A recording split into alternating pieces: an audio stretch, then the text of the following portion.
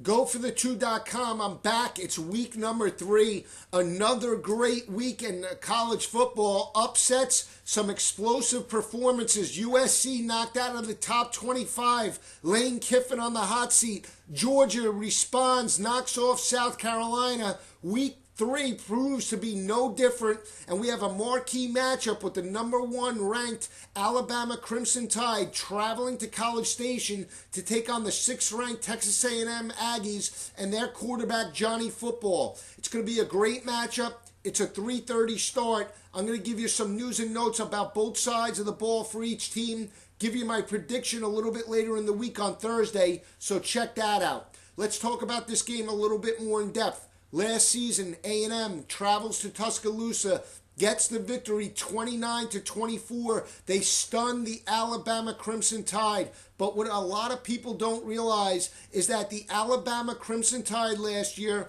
were coming off a very hard-fought road victory, 21-17 over the LSU Tigers. They were down 17-14 on the final drive. Their quarterback, A.J. McCarron, led them back on an impossible drive, hitting T.J. Yeldon on the screen pass to give the Alabama Crimson Tide the victory, 21-17. They came back home the following week. They looked mentally and physically tired from that matchup with LSU. A&M jumped up to a very impressive lead early in that ball game. Alabama battled back, made some defense adjustments, and got back into the ball game. They had a chance to get ahead late in that ball game, and A.J. McCarron threw an incomplete pass on the 3-yard line. Otherwise, Alabama would have been undefeated. So that's a key factor heading into this matchup. Don't look at last year's game as a dominating performance by A&M. I look at it as LSU wearing down Alabama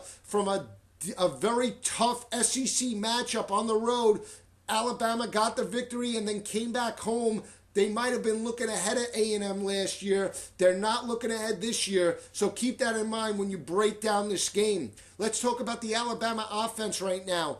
Great leader in A.J. McCarron, 2 national championships. If he can lead the Tide to another national championship, in my opinion, one of the best college quarterbacks in history. He will be the only quarterback to win 3 straight national titles. And at some point, you have to say A.J. McCarron is a marquee quarterback as opposed to managing the ball game. He makes plays. He leads his team, and those are the characteristics you look for in a marquee quarterback.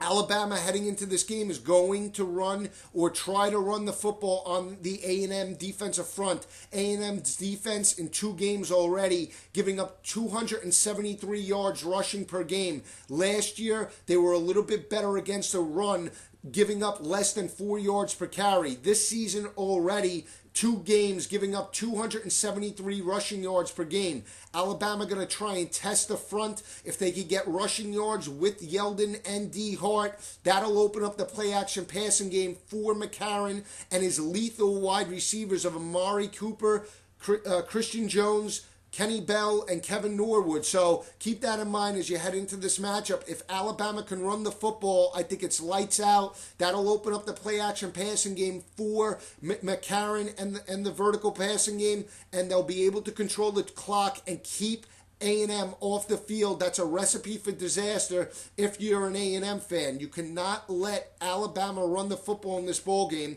I think you have to take some chances, blitz early, get the crowd back into the ball game, use some run blitzes to force A.J. McCarron to pass first, and Alabama could be in some trouble, but we'll see how the game develops. I do have a concern for Alabama offensively. It's the offensive line. We knew that they lost Barrett Jones, their center, Chance Warmack, and DJ Fluker. They were going to have some problems gelling early in the season. Last year, though, they did, with those stars in the lineup, give up 23 sacks on the season. Already, game number 1 against the Hokies, they surrendered 4 sacks.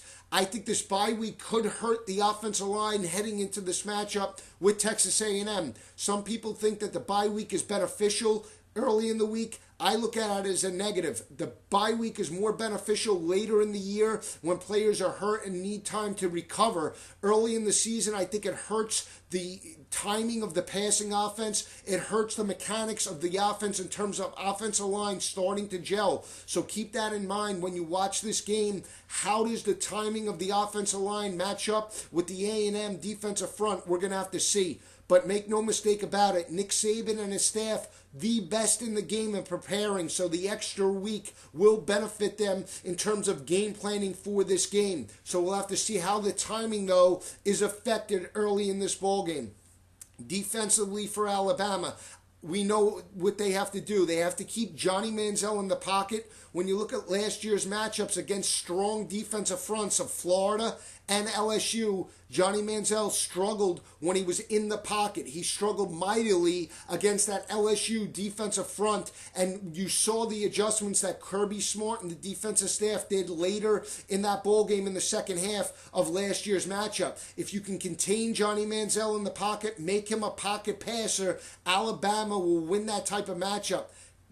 Texas A&M will be in the ball game if Manziel could break, contain, make plays with his feet, and hurt the Alabama secondary by improvising and making big plays. Whether they can do that or not, we're going to have to see. Ben Molina is a very solid running back.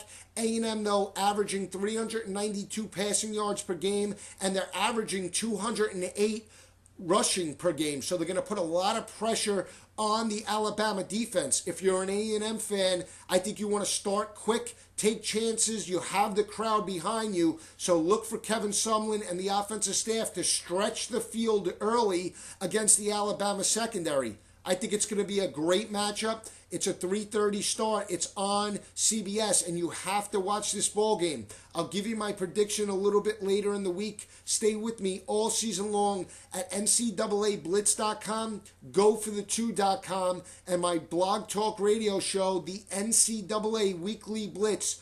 Former Georgia Bulldog wide receiver Corey Allen will join me again on Friday to talk SEC football. So stay with me all season long. It's going to be a great year.